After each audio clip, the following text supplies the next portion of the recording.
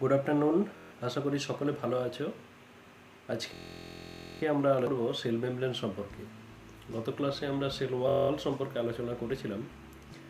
Cell wall প্রধানত উদ্ভিদ দেহের কোষের বাইরের দিকে অবস্থান করে, কিন্তু সেল মেমব্রেন উদ্ভিদ, প্রাণী, এমনকি প্রোক্যারিওটিক কোষ, সকল কোষের ক্ষেত্রেই কিন্তু সেল মেমব্রেন আমরা পেয়ে যাব। সেল মেমব্রেন এটি হলো কোষের বাইরের দিকে অবস্থিত এক ধরনের আবরণ, যেটি স্থিতিস্থাপক, প্রভেদক, ভেদ্য এবং লাইপোপ্রোটিন দ্বারা গঠিত। তাহলে দু তিনটে কথা একসঙ্গে বলে ফেললাম। স্থিতিস্থাপক, এটা নিশ্চয়ই বুঝতে কোনো অসুবিধা হচ্ছে না, এবং লাইপোপ্রোটিন নির্মিত, অর্থাৎ প্রোটিন ও লিপিড দ্বারা গঠিত। আর সেই সঙ্গে সঙ্গে একটা কথা বললাম, প্রভেদক, ভেদ্য। প্রভেদক, ভেদ্য। তাহলে প্রভেদক, ভেদ্য কি সেই ব্যাপারটা একটু আলোচনা করে নিই। এর আগে সেল ওয়াল বলেছিলাম, সেল ওয়াল ভেদ্য, ভেদ্য, অর্ধভেদ্য, অভেদ্য, প্রভেদক, ভেদ্য, এটি চার রকমের যে কোনো ওয়াল হতে পারে।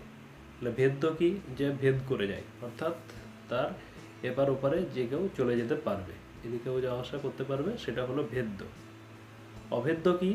যার এদিক থেকে কেউ যেতে পারবে না, আর বাইরের দিক থেকেও কেউ ভেতরে ঢুকতে পারবে না, সেটা হলো অভেদ্য।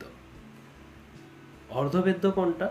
অর্ধভেদ্য হলো, এটা ঠিক আমরা অসমোসিসের ক্ষেত্রে বুঝতে পারবো, যে এখানে শুধুমাত্র দ্রবণের একটা উপাদান, দ্রাবক, এক দিক থেকে অন্যদিকে যেতে পারবে, অর্থাৎ সলভেন্ট একদিক থেকে অন্যদিকে যেতে পারবে অর্ধভেদ্য পর্দার মধ্য দিয়ে, কিন্তু সলিউট বা দ্রাব অণুগুলি একদিক থেকে অন্যদিকে যেতে পারবে না। তাহলে এই ধরনের পর্দাকে বলবো আমরা অর্ধভেদ্য। কিন্তু সেল মেমব্রেন হলো প্রভেদক ভেদ্য, অর্থাৎ এটি হলো সিলেক্টিভলি পারমিয়েবল, অর্থাৎ কিছু নির্দিষ্ট কিছু বিষয়কে সে অ্যালাউ করে তার ভেতরে আসার জন্য বা বাইরে বেরোনোর জন্য। কিছু নির্দিষ্ট বিষয়কে, মনে করো তার বাইরে সোডিয়াম আছে, এটা সোডিয়াম, সোডিয়ামকে যদি ও চাই ভেতরে ঢোকাবো, অবশ্যই আসতে দেবে, কিন্তু তার পাশে যদি অন্য কোনো উপাদান রয়েছে, একই রকম গঠনযুক্ত হলেও, একই রকম আকার বিশিষ্ট হলেও, সে কিন্তু তার মেমব্রেন এপার ওপার করতে দেবে না।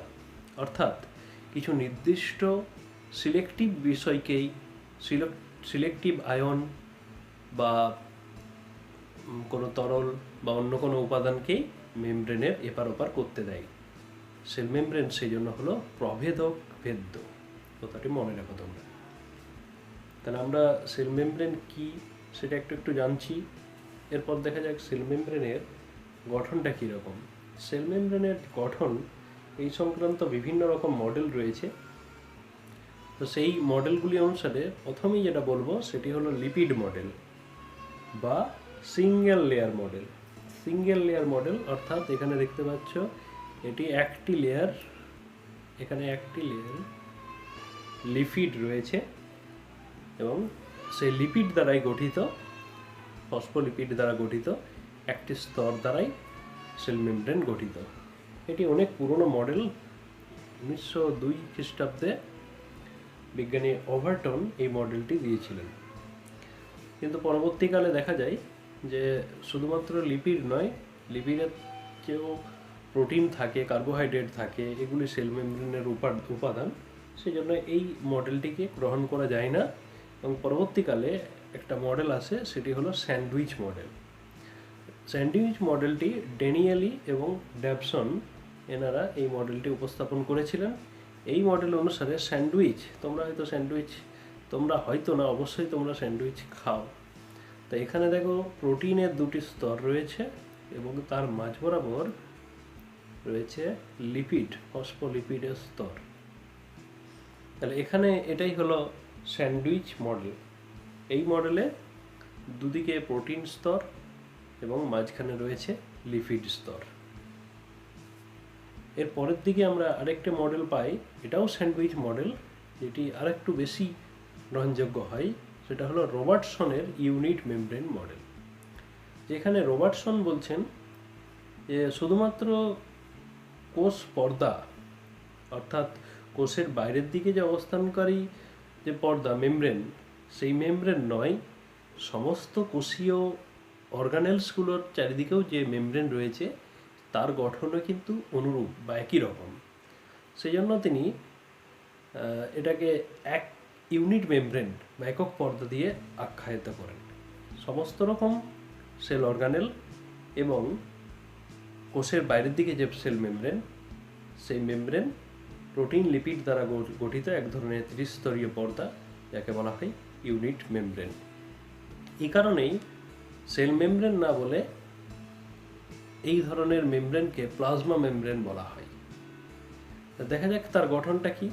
এর গঠনটা ঠিক আগে রেনিয়ালি ড্যাবসন যেরকম স্যান্ডউইচ মডেল দিয়েছিলেন, রবার্টসনের মডেলটাও ঠিক সেরকম স্যান্ডউইচ মডেল। অর্থাৎ এখানেও দুদিকে রয়েছে প্রোটিনের স্তর, বাইরে দুদিকে প্রোটিনের স্তর পেয়ে গেলাম, এবং এর মাঝ বরাবর যে স্তরটি দেখতে পাচ্ছি, এই স্তরটি রবার্টসনের পর্দার যে সীমাবদ্ধতা লক্ষ্য করা গেছিল তার মধ্যে আন্তঃকোষীয় পরিবহন, কিভাবে কোষ পর্দার মধ্য দিয়ে বাইরে কোনো বস্তু বেরিয়ে আসে বা বাইরের কোনো বস্তু বা আয়ন বা অন্য কোনো উপাদান ভেতরে প্রবেশ করে, তা কিন্তু এই মডেল অনুসারে ব্যাখ্যা করা যায় না। আবার রবার্টসন যেটা পর্দার ব্যাখ্যা দিয়েছিলেন তাতে 75 আর্মস্ট্রং এই পর্দার বেদ তা তিনি ব্যাখ্যা করেছিলেন, এবং তার যে প্রোটিন সেগুলি হলো 20 আর্মস্ট্রং, এদিকেও 20 আর্মস্ট্রং এবং মাঝখানে 35 আর্মস্ট্রং, এই ধরনের গঠন দিয়েছিলেন। কিন্তু বাস্তবে দেখা যায় যে বিভিন্ন সেল অর্গানেলের ক্ষেত্রে বা বিভিন্ন সেল মেমব্রেনের ক্ষেত্রে প্লাজমা মেমব্রেনের যে বেদ তা কিন্তু আলাদা আলাদা রকম হয়। যেমন আমরা গলগি বডি বা গলগি অ্যাপারেটাসের মধ্যে যদি দেখি, তার বিভিন্ন ক্ষেত্রে তার যে বেদ সেটা সমান হয় না। সেই জন্যই এই যে মডেলটির গ্রহণযোগ্যতা সেটা অনেকটাই কম। পরবর্তীকালে যেটা আমরা সবার শেষে আলোচনা করব, ফ্লুইড মোজাইক মডেল। এটি বেশ গ্রহণযোগ্য, সবচেয়ে গ্রহণযোগ্য এখনো পর্যন্ত। সিঙ্গার ও নিকলসন এনারা 1972 খ্রিস্টাব্দে এই মডেলটি উপস্থাপন করেন। এটাকে ফ্লুইড মোজাইক মডেল বলে। কেন ফ্লুইড মোজাইক বলে তা আমরা পরে আলোচনা করে জানতে পারবো কেন এর নামটা এরকম হয়েছে। প্রথমেই আলোচনা করব যে পাওয়া যায় লিপিড, প্রোটিন এবং কার্বোহাইড্রেট। মেমব্রেন লিপিড দুটি স্তরে সজ্জিত থাকে। আমরা দেখতে পাচ্ছি যে দুটি স্তরে মেমব্রেন, এখানে একটা স্তর, এখানে স্তর, দুটি স্তরে ফসফোলিপিড অণুগুলি সজ্জিত রয়েছে। এই ফসফোলিপিড অণুগুলির যে অংশ, হেড, মাথার মতো একটা অংশ আমরা দেখতে পাচ্ছি, সেটি হলো হাইড্রোফিলিক, অর্থাৎ এটি জলাকর্ষী, এবং এটি হলো পোলার। এবং এর যে টেল বা লেজের মতো অংশ, সেই অংশগুলি হলো নন পোলার এবং হাইড্রোফোবিক। তাহলে আমরা ফসফোলিপিড অণুগুলি যদি গঠন দেখি, তাহলে এই উপরের দিকে দেখো স্তরটি, এই উপরে এবং নিচে দুটি স্তর হলো পোলার এবং হাইড্রোফিলিক, এবং ভেতরের দিকে যে অংশটি সেটি হলো নন পোলার, এই যে অংশটি, এবং হাইড্রোফোবিক। এই জন্য এই গঠনটি হলো অ্যাম্পিপ্যাথিক, এই যে গঠনটাকে, এবং এই কারণেই এর মধ্য দিয়ে সরাসরি জল কোষের মধ্যে প্রবেশ করতে বা এখান কোষ থেকে বাইরে বেরিয়ে যেতে পারে না। এছাড়াও বিভিন্ন অন্যান্য লিপিড, যেমন গ্লাইকোলিপিড, কোলেস্টেরল, গ্যাংলিওসাইড, এগুলি সামান্য পরিমাণে থাকে। এই সকল অংশে কোলেস্টেরল জাতীয়, বিশেষত অ্যানিম্যাল সেল মেমব্রেনের ক্ষেত্রে এই সকল উপাদানগুলি থাকে। তার আমরা জেনে নিলাম মেমব্রেন লিপিডের পরিমাণ প্রায় 40 থেকে 50% মতো থাকে। এর পরের ধাপে আমরা আলোচনা, লিপিড অণুগুলি তারা নিজেদের মধ্যে স্থান পরিবর্তন করে। যেমন দেখো এখানে যেমন দেখাচ্ছে ল্যাটারাল ট্রান্সপোর্ট, তারা এখানে যে লিপিড অণুটি রয়েছে সে কিন্তু পরক্ষণে পাশে সরে যেতে পারে, আবার তারা রোটেশন করতে পারে, তারা ঘুরতে পারে। শুধু তাই নয়, তারা একটা স্তর থেকে অন্য স্তরে জাম্প করতে পারে। এইভাবে ফসফোলিপিড অণুগুলির একটা স্তর থেকে অন্য স্তরে জাম্প করার যে ক্ষমতা বা মুভমেন্ট, এটিকে বলা হয় ফ্লিপ ফ্লপ মুভমেন্ট। তাহলে আমরা জেনে নিলাম ফ্লিপ ফ্লপ মুভমেন্ট কি। এরপর আমরা আলোচনা করব অপর দুটি উপাদান, মেমব্রেন প্রোটিন এবং মেমব্রেন কার্বোহাইড্রেট সম্পর্কে। তাহলে মেমব্রেন প্রোটিন সম্পর্কে জেনে নেওয়া যাক। মেমব্রেন প্রোটিন 3 রকমের হয়। কীরকম না, কিছু কিছু প্রোটিন রয়েছে যারা ইন্টিগ্রাল প্রোটিন, অর্থাৎ তারা এইভাবে লিপিড স্তরের মধ্যে প্রবেশ করানো থাকে, এটা হলো ইন্টিগ্রাল প্রোটিন। আবার এখানেও আরেকটা ইন্টিগ্রাল প্রোটিন আঁকছি, এটাও একটা ইন্টিগ্রাল প্রোটিন। এই যে এগুলো আঁকলাম এগুলো হচ্ছে ইন্টিগ্রাল প্রোটিন। তো এই ক্ষেত্রে দেখো, এই যে ইন্টিগ্রাল প্রোটিন দুটো এঁকেছি, এই প্রোটিনগুলি মেমব্রেনকে এপার ওপার করে দিয়েছে, অর্থাৎ এদের নাম ট্রান্সমেমব্রেন প্রোটিন। তাহলে আমরা এই ইন্টিগ্রাল প্রোটিনকে দুরকমভাবে ভাগ করলাম। একটা ক্ষেত্রে মেমব্রেন এপার ওপার করে দিয়েছে, যেটা হলো ট্রান্সমেমব্রেন প্রোটিন, এবং অপরদিকে কিছুটা প্রবেশ করিয়ে কিছু রয়েছে ইন্টিগ্রাল প্রোটিন, যেটাকে বলা হচ্ছে লিপিড অ্যাঙ্কর্ড প্রোটিন। আশা করি তোমরা বুঝতে পেরেছ। এবং সেই সাথে সাথে আরও কিছু প্রোটিন অণু রয়েছে যারা কোষপর্দার বাইরের দিকে বা ভেতরের দিকে অবস্থান করে। বেশিরভাগ ক্ষেত্রে এরা ভেতরের দিকে বেশি থাকে, এইভাবে অবস্থান করে। আমরা 3 রকমের মেমব্রেন প্রোটিন দেখে নিলাম। একটা ট্রান্সমেমব্রেন প্রোটিন বা টানেল প্রোটিন। কেন টানেল প্রোটিন বলা হচ্ছে? কারণ এই প্রোটিনগুলোর মাধ্যমেই মেমব্রেন এপার ওপার করে বিভিন্ন আয়ন, জল ও অন্যান্য উপাদানগুলি পরিবহন করতে পারে। সেই সঙ্গে সঙ্গে আমরা আরও 2 রকম পেয়ে যাচ্ছি। একটা লিপিড অ্যাঙ্কর্ড প্রোটিন, যেটি সবুজ রঙে রেখেছি, আর একটা হলো বহিস্থ প্রোটিন বা পেরিফেরাল প্রোটিন বলা হয়। এরপর সবার শেষে কার্বোহাইড্রেট। কার্বোহাইড্রেট খুব সামান্য পরিমাণ থাকে, 1 to 8% এরকম পরিমাণে থাকে। এবং কার্বোহাইড্রেটগুলি 2 রকমের হয়। মনে করো এটা কার্বোহাইড্রেট আঁকছি। কিছু কিছু কার্বোহাইড্রেট রয়েছে যে কার্বোহাইড্রেটগুলি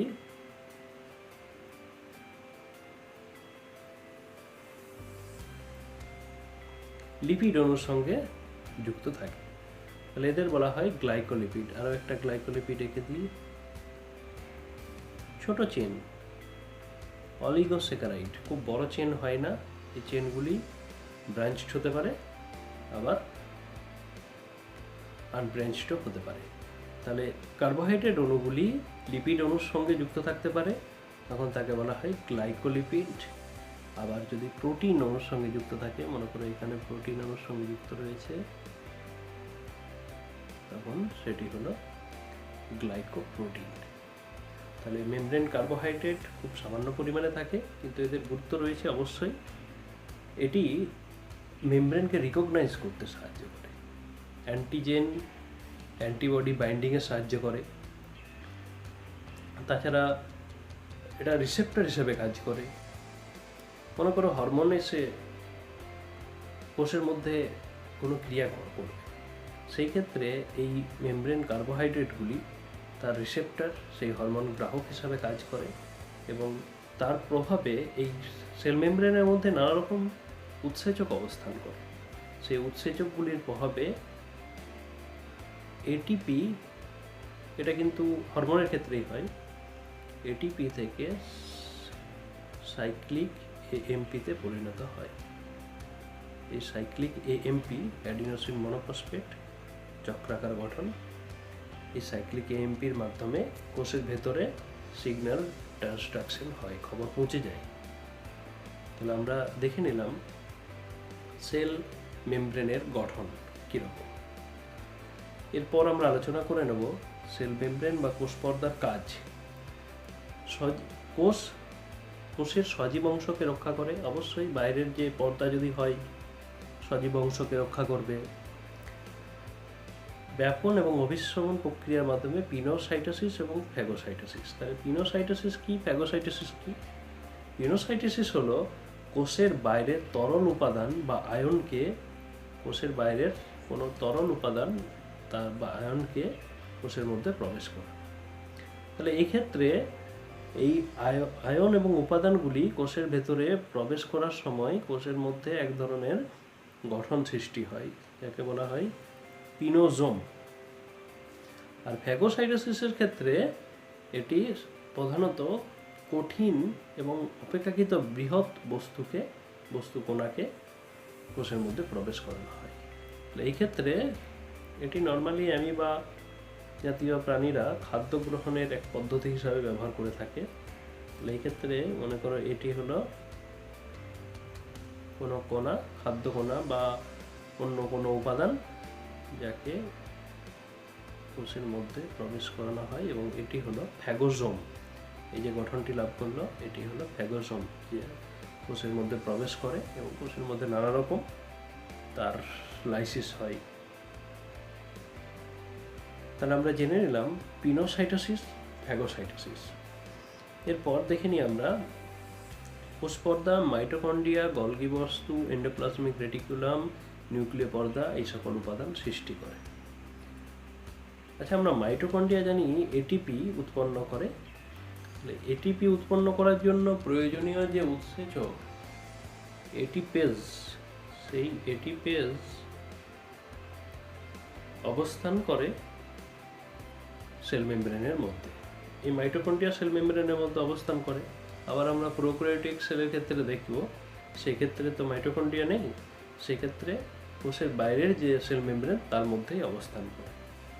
কোষ পর্দায় অবস্থিত বিভিন্ন প্রকার হরমোন গ্রাহক, আয়নের আদান প্রদান, অ্যান্টিজেন অ্যান্টিবডি বিক্রিয়া ইত্যাদি গুরুত্বপূর্ণ কাজে সহায়তা করে। এগুলি আগেই আলোচনা করে নিলাম। তাহলে আজকে আমরা আলোচনা করলাম কোষ পর্দার গঠন এবং কাজ সম্পর্কে।